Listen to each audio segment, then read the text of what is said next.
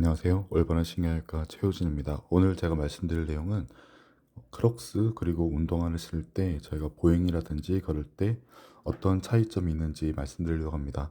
보통 크록스를 신고 다니는 경우도 많은데 실제로 보행에 크록스는 그닥 좋지는 않습니다. 실내에서 잠깐씩 신는 거는 상관이 없지만 뭐 학생들 보면 이제 크록스 신고 이제 뭐 밖에서 많이 돌아다니고 이런 경우도 있는데 특히 여름에는 이제 뭐 이게 좀 물이 닿아도 뭐 배수도 잘 되고 건조도 잘 되고 이제 통기성이 좋기 때문에 신는 경우도 많습니다. 하지만 실제로 발에 좋지는 않습니다. 그래서 운동화를 신는 것이 훨씬 좋은데 이 차이점이 어떤 게 있는지 말씀드려 보려고 합니다. 일단 모양만 보시더라도 이제 크록스 같은 경우는 이제 바닥이 이제 고무 형태로 되어 있습니다.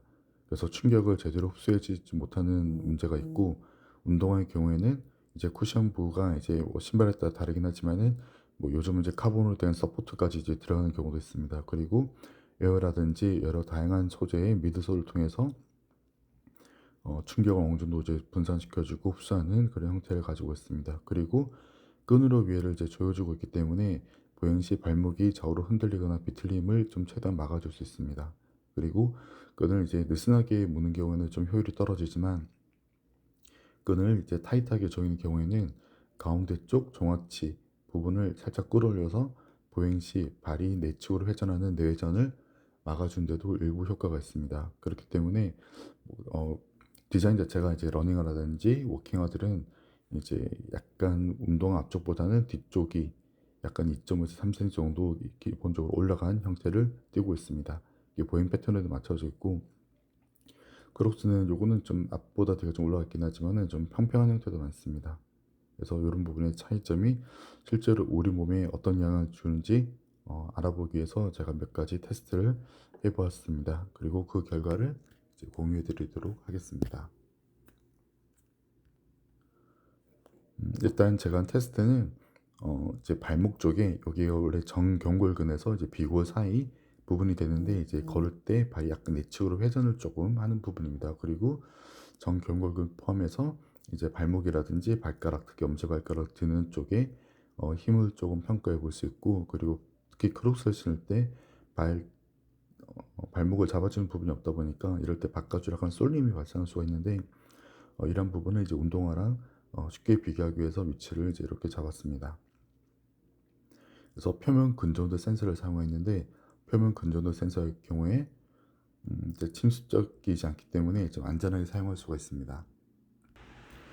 이 표면 근전도 센서의 특징은 피부를 통해서 저희가 피부 아래 있는 근육에 수축하는 정도를 전기 신호를 받아들여서 이를 이제 볼테지로 변환하게 됩니다. 그래서 볼테지로 이제 파악을 해서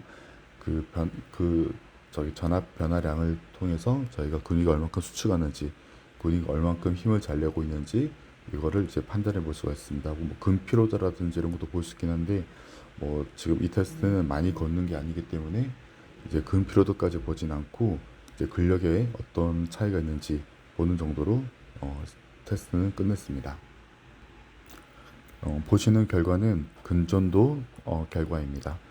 이제 왼쪽 위를 보시면은 이제 모든 이제 올 섹션이면은 보통 제가 지금 한 20초 정도 이상 걸었던 것으로 기억을 하는데, 이때 평균적인 이제 근 활성도 값입니다. 보통 이제 밀리볼트로 나오게 되고, 그 값들이 이제 그 전 구간에 대해서 얼만큼 좌우가 차이가 나는지, 그리고 그 상황에서 피크 값에서 얼만큼 차이가 나는지 이걸 보여주고 있습니다. 나름대로는 이제 같은 코스를, 운동화도 이제 같은 코스를 이제 같은 속도로 이제 나름대로 걷는다고 생각을 했는데, 크록스의 경우에는 오른쪽보다 왼쪽에 근활 총도가 많이 높게 나온 걸 볼 수 있습니다. 제가 걸을 때 왼쪽 다리에 힘을 더 많이 준 것을 볼 수가 있고, 최대 피크 값을 보여주는 근활 총도 역시 오른쪽보다 왼쪽이 높은 것을 볼 수가 있습니다. 대략 한 서너 배 정도 차이가 나는데, 이렇게 근활 총도가 양쪽이 차이 나게 되면은 걸을 때 한쪽으로 체중이 많이 쏠린다는 의미가 됩니다. 그렇기 때문에 체중이 많이 쏠린 쪽은 결과적으로는 이제 나중에 퇴행성 질환이라든지 퇴행성 변화가 조금 더 빨리 진행할 수 있고, 결과적으로 통증이 더 빨리 올 수도 있습니다. 그래서 분석된 내용을 이제 요약해서 보게 되면은 근 활성도는 왼쪽 근에서 더 높게 나타났고, 피크값 역시 좌측 근에서 최대 활성도를 보여주고 있습니다. 이제 온셋 타임 디퍼런스는 이제 좌우로 이제 근육 활동하는 사용하는 게 이제 이동하는 시간을 보여주는 건데, 왼쪽 근육에도 사용하다가 오른쪽으로 이제 활성화 시점에 도달할 때까지 시간이 더 오래 걸린다는 것을 보여주고 있습니다. 그리고 액티베이션 듀레이션은 오른쪽 근육에도 안정적으로 유지된다는 걸 보여주고 있는데, 오른쪽을 조금 더 지지하는 것을 알 수가 있습니다. 대신에 이제 힘은 많이 못 주고 있습니다. 그래서 이런 부분을 통해서 이거는 이제 업체에서 제공해주는 이제 해석 부분입니다. 그래서 왼쪽에 평균 활성도가 높게 나타났고, 동작 수행 시 해당 근육이 더 수축에 많이 기하고 있다는 내용입니다. 즉 힘을 더 많이 쓰고 있다는 내용입니다. 아래 내용도 같은 내용으로 보시면 됩니다. 그리고 이제 왼쪽에서 오른쪽으로 이어지는데, 이제 온셋 타임 디퍼런스를 이야기하는 것입니다. 시간이 더 많이 소요됐는데, 이것은 왼쪽 근육 동작 개시 이후 오른쪽 근육까지 시간이 상대적으로 더 많이 걸린다는 것을 볼 수 있습니다. 이제 이걸 통해서 좌우 운동을 할 때 이제 밸런스를 잡는데 얼마큼 이제 시간 할애를 할지, 이걸 통해서 보폭을 좀 조절해야 될지, 이런 걸 이제 평가하고 개선하는 데 도움을 줄 수가 있습니다. 어떻게 보면은 왼쪽 오른쪽의 보폭의 차이가 난다는 것으로 이해할 수도 있습니다. 다음으로는 이제 오른쪽 근육의 근신호 표준 편차가 이제 낮게 나타나서 근수의 일관성 및 안정성이 더 높은 것으로 해석된다고 되어 있습니다. 그러니까 오른쪽은 근육 움직임의 변동이 왼쪽에 비해서 상대적으로 크지 않다는 그런 내용입니다. 운동의 경우는 결과를 보시면 그래프 형태 자체가 크록스와 많이 차이 나는 것을 볼 수가 있습니다. 크록스의 경우에는 오른쪽, 왼쪽의 근 활동도 값이 차이가 좀 많이 나 보였지만은, 운동화의 경우에는 차이가 줄어든 것을 볼 수가 있습니다.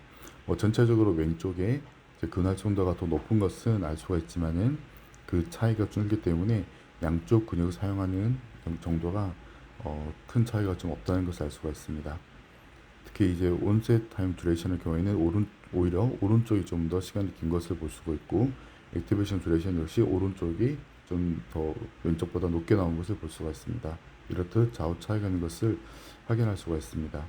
요약 역시 근활성도에서 좌측 근육이 더 높게 나타나고, 피격 값이 좌측 근육의 최대 활성도가 더 큰 것을 알 수가 있습니다. 하지만 그 차이는 크록스보다는 줄어든 것을 알 수 있습니다. 그리고 운동하실 때는 크록스의 경우에는 오른쪽 근육이 더 안정적으로 유지된다고 되어 있지만은, 이때는 왼쪽 근육이 더 안정적이라고는 내용이 보이고 있습니다. 더 다른 거는 차치하더라도 이제 이런 근활성도 값의 갭이 좌우가 크지 않다는 것은 이제 크록스보다는 운동화가 조금 더 안정적으로 근육을 사용했다는 것을 보여주고 있습니다. 그래프 상으로 보시더라도 크록스의 경우에는 이제 좌우의 어떤 변화 차이가, 이제 오른쪽을 기준으로 보시게 되면 왼쪽의 변동폭이 큰 것을 알 수가 있습니다. 그래서 오른쪽 근육을 좀 더 상대적으로 사용하지만 왼쪽이 변동이 크다는 것은 왼쪽으로 조금 더 이제 걸을 때 쏠림이 더 심하다는 것을 알 수가 있습니다. 그래프에서 보시게 되면 상대적으로 운동화의 경우에는 오른쪽 왼쪽 모두 큰 진폭의 변동 없이 꾸준한 RMS 값, 즉 근수축을 보여주고 있는 것을 알 수가 있습니다. 즉 크록스를 신고 걸을 때보다 운동화를 신고 걸을 때 근육 자체의 사용이 좀 더 안정적이고 좌우가 균등하게 사용된다는 것을 알 수가 있습니다. 그렇기 때문에 크록스보다는 가급적 운동화를 신는 것이 몸에 생길 수 있는 퇴행성 변화라든지 어떤 부상 혹은 통증의 가능성을 줄여주는 것을 시각적으로 볼 수가 있습니다. 그래서 AI 이미지긴 하지만은 뛸 때, 걸을 때도 비슷하지만은, 뛸 때 모습을 보시게 되면 그러니까 운동화를 신고 러닝을 할 때 조금 더 안정적인 모습을 보여주고 있고, 크록스를 신을 때는 조금 더 불안정한 모습을 보여주고 있습니다. 이 이미지가 실제로 맞는 건 아니지만은 실제로 이런 차이를 보이면서 이제 걸을 수 있다는 것을 이제 좀 극단적으로 보여준다고 보시면 됩니다. 그래서 가급적이면은 크록스보다는 운동화를 신는 것이 근골격계 질환을 예방하는 데 도움이 되는 것은 확실합니다. 물론 상황에 따라서 신발의 선택은 달라질 수 있겠지만, 가급적이면은 보행에 도움되는 것은 크록스보다 운동화 혹은 러닝을 하든지 워킹화 포함해서 이런 운동화 형태가 좋다는 것을 이런 근전도, 표면 근전도 평가를 통해서 확인해 볼 수 있습니다. 일상생활 하실 때 이러한 데이터 결과를 참고하셔서 신발을 선택하시면 좋을 것 같습니다. 감사합니다.